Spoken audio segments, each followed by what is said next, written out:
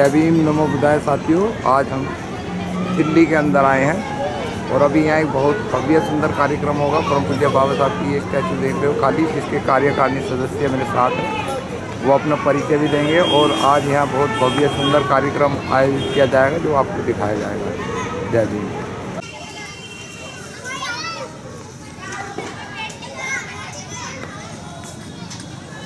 जय भीम। सबसे पहले परम पूज्य बाबा साहब डॉक्टर अम्बेडकर की 132वीं जयंती के उपलक्ष्य में आप सभी को जन्मदिन की हार्दिक शुभकामना। मेरे साथ आज रानी गार्डन दिल्ली में जो भव्य बाबा साहब डॉक्टर अम्बेडकर की स्टैचू लगी हुई है और ये यहाँ हर साल कार्यक्रम कर रहे हैं, तो उसके कुछ पदाधिकारी हैं मेरे साथ में।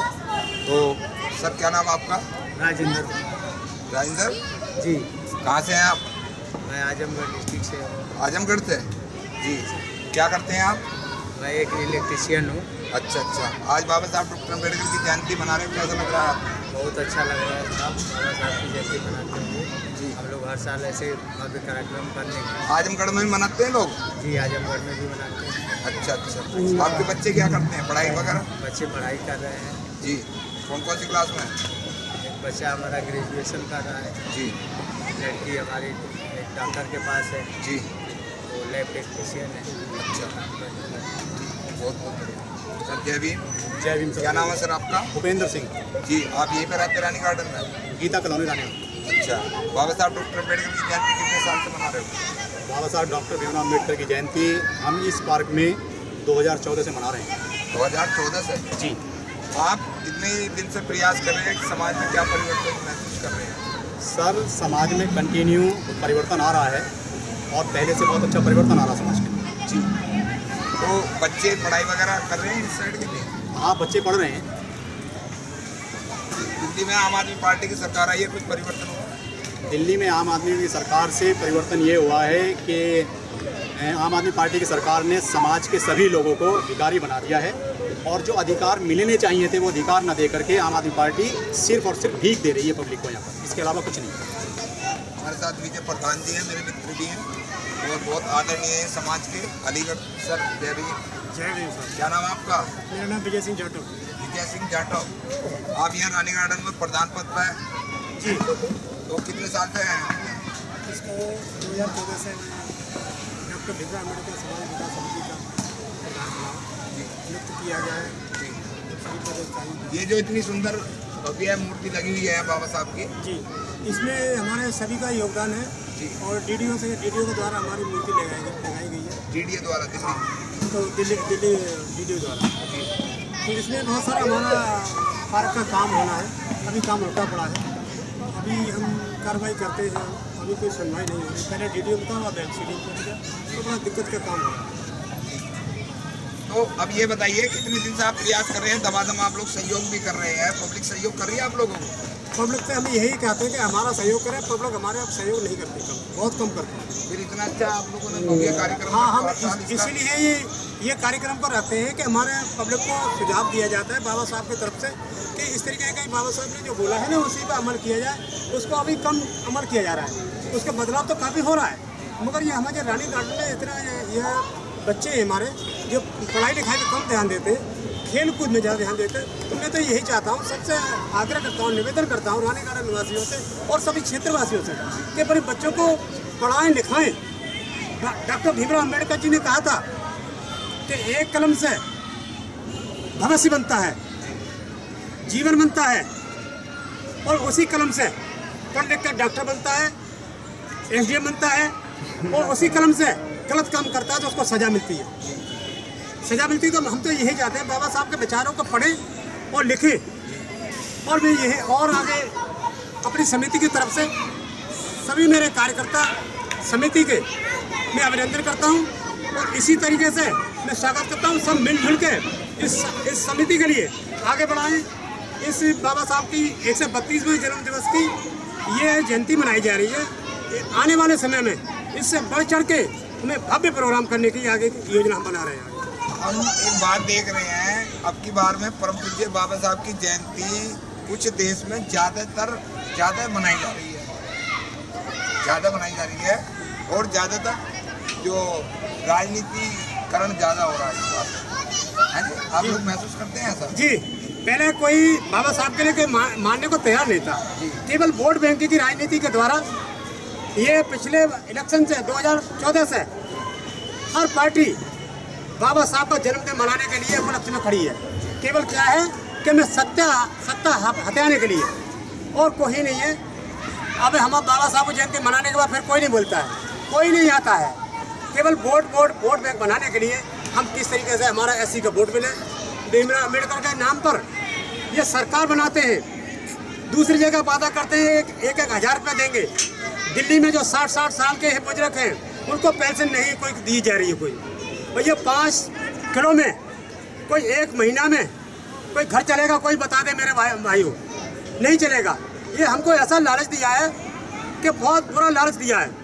तो हम ये नहीं चाहते। तो साहब काशीराम ने भी कहा है कि जिस समाज को मुफ्त की खाने की आदत होगी वो लास्ट में लाशें उठाता है केवल। बिल्कुल ठीक कहा था काशीराम जी ने, कहा था कि हम सत्ता की चाबी लोगे तभी आपका उद्धार होगा, नहीं दूसरे के पिछवाड़ियाँ बनते चलते रहोगे तो कभी किसी का आपका तो कोई पहचान बनेगी न कुछ भी होगा आपका नहीं। प्रधान जी, पंजाब में 42% ऐसी आबादी है और उत्तर प्रदेश की तो आबादी छोड़ दो। पंजाब में आज तक एक भी मुख्यमंत्री नहीं बना, एक बना चिन्नी, तो वो भी पंजाब वालों को संभालना नहीं गया। ठीक, बिल्कुल सही कह रहे हो। हमें पंजाब वालों को सोचना चाहिए कि हमारे वोट के 42% वोट है तो हम एक सीट नहीं जीत सकते। तो उनके लिए बहुत बड़ी चुनौती की बात है ये। हमें बड़ा गर्व की बात होती है। हमारे उत्तर प्रदेश के अंदर 4 बार मुख्यमंत्री बहुजन समाज पार्टी की सरकार बनी। तो मैं ऐसे पंजाब में कहता हूँ, पंजाब में क्यों नहीं बना सकते? एक चन्नी साहब आए थे, कांग्रेस से बनाए थे, उनकी मजबूरी थी, वो भी 4-5 महीने के लिए बनाया था। बन तो गए, कम से कम नाम तो लिखा गया कि नाम लिखा गया चन्नी साहब का, और उनके साथ में ऐसा किया गया, दोबारा उनका नाम नहीं आया। और इसी तरीके से हम चाहते हैं कि पंजाब में बदलाव हो, दिल्ली में बदलाव होना चाहिए। दिल्ली के अंदर हमारी आबादी कितनी? आप दिल्ली से आते हो?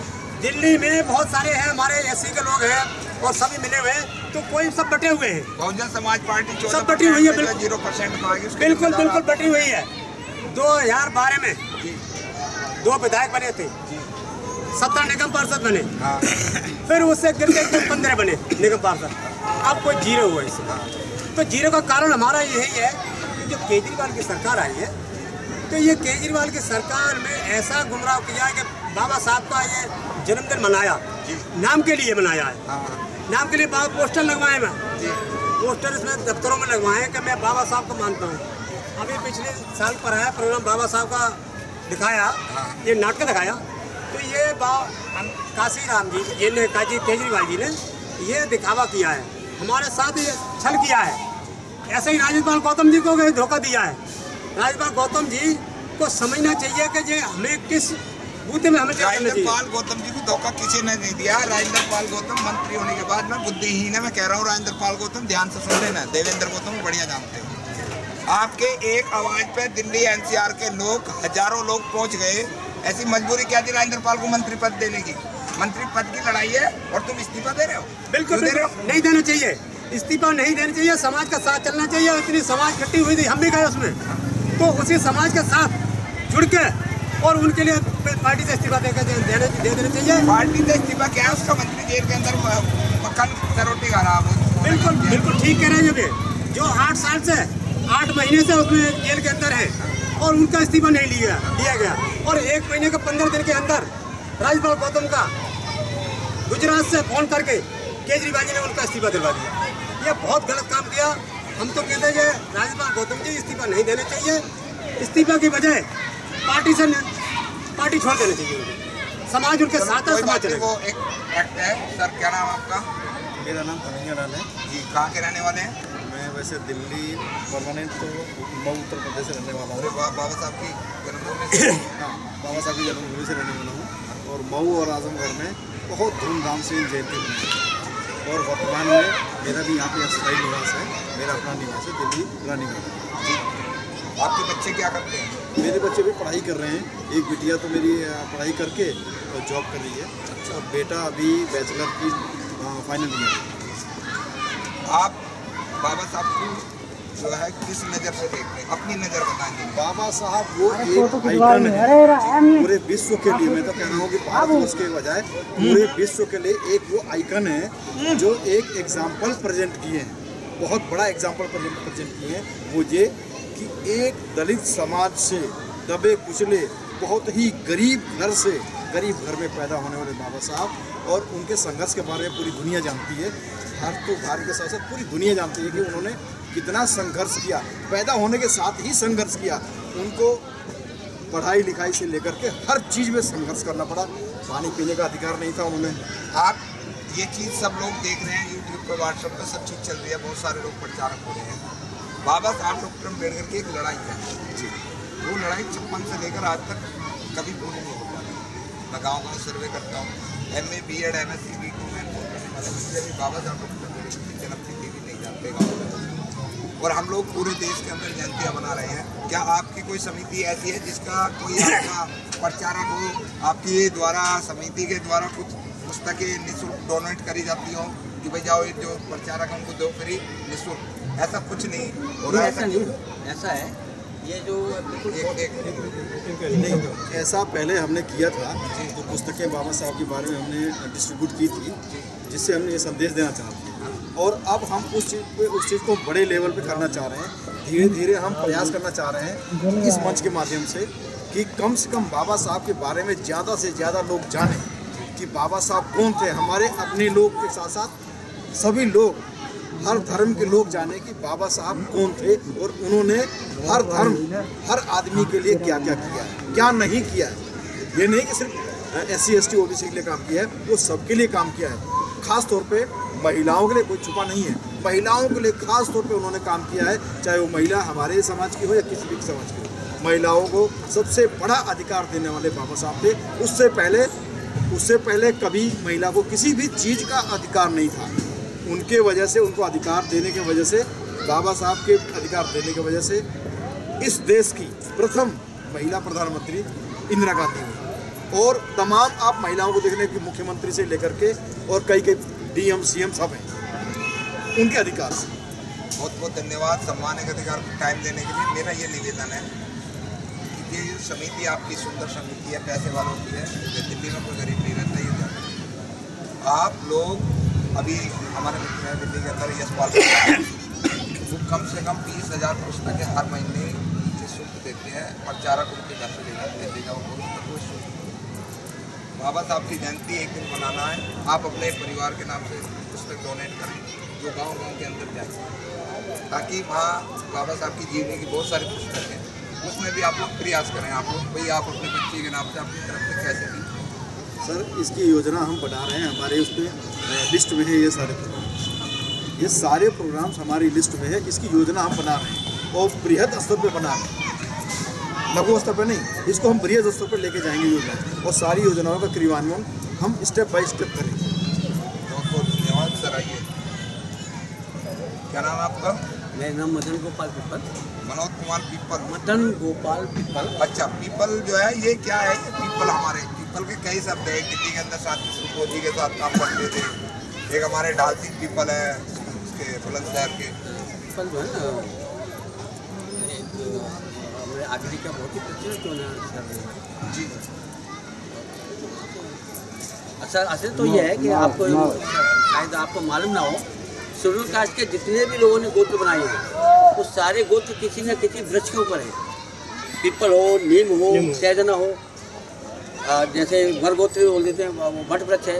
यानी मनुवादियों ने शेड्यूल कास्ट को जो जितने भी गोत्र वितरित किए वो सारे के सारे वो किए जो किसी वृक्ष से संबंधित हैं, वो शेड्यूल कास्ट को आवंटित करते हैं। आज बाबा साहब डॉक्टर अम्बेडकर की 132वीं जयंती है। आप किस पद पर हैं यहाँ?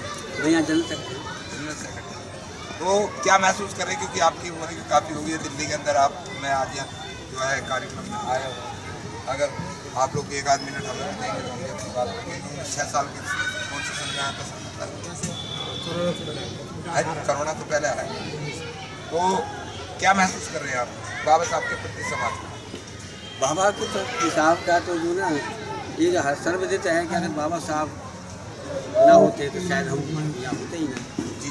या तो किसी की जहाँ मजदूरी कर रहे होते हैं, या किसी की जो है बेगारी कर रहे होते हैं। परंतु इस चीज़ को आगे बढ़ाना है, ये तो हम लोगों से हमें मालूम है।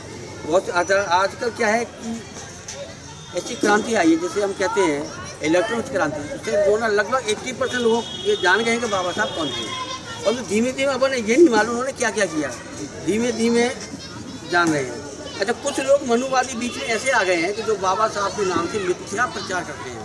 जैसे आज मैं सुबह ट्विटर हैंडल देख रहा था, तो उसमें किसी मनुवादी ने लिखा है कि जब तक कि आखिरी मुसलमान इंडिया से नहीं चला जाएगा और पाकिस्तान से आखिरी हिंदू भारत में नहीं आ जाएगा, तब तक मैं भारत का विभाजन पूर्ण नहीं मानूंगा। नीचे नाम लिख दिया बाबा साहब डॉक्टर भीमराव अम्बेडकर, जबकि बाबा साहब ने ऐसा कहीं कुछ नहीं लिखा है।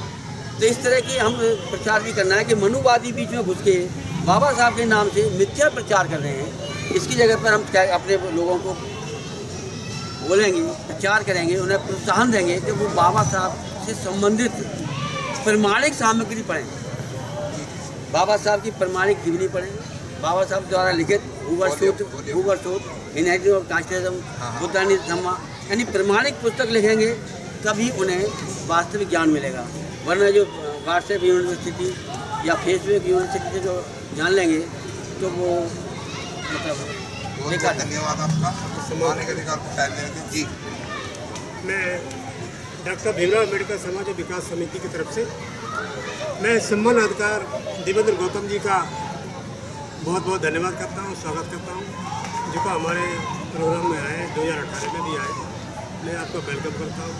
जय भीम, जय भारत। बहुत बहुत धन्यवाद प्रधान जी का। हमारे साथ में ये विजय प्रधान जी, इन्हीं के देख रेख में पार्क है और बहुत भव्य सुंदर कार्यक्रम भी यहाँ आयोजित हो रहा है। हमारे साथ युवा है, क्या नाम है आपका? मेरा नाम भी गौतम है जी, कहाँ से आए आप? मैं आजमगढ़ से हूँ सर। आजमगढ़ से? अच्छा, आजमगढ़ के अंदर बहुत जो अच्छी बाबा साहब की जागृति हो रही है। पढ़ाई लिखाई कैसी आप लोगों की? उधर देखो क्या कैमरे मारे ना। तो कुछ हमारे ठीक नहीं है, ज़्यादा नहीं है, लेकिन जितना भी है इतना है कि हम अपना अधिकार जानते हैं जी, क्या करना है हम जानते हैं, जितना हम पढ़े लिखे हैं। और सबसे पहले तो सर आपको मैं धन्यवाद देता हूँ कि आप अपने चैनल के माध्यम से इनको डाल रहे हैं। युवाओं के लिए क्या संदेश है बाबा साहब की जयंती पर? युवाओं के लिए हमारे तरफ से ये संदेश है सर कि वो अच्छा शिक्षा प्राप्त करें, अच्छी पढ़ाई करें और बाबा साहब के बारे में जानें और बाबा साहब की मिशन चलाएं। सर मेरी तरफ से बहुत बहुत साधुवाद, धन्यवाद।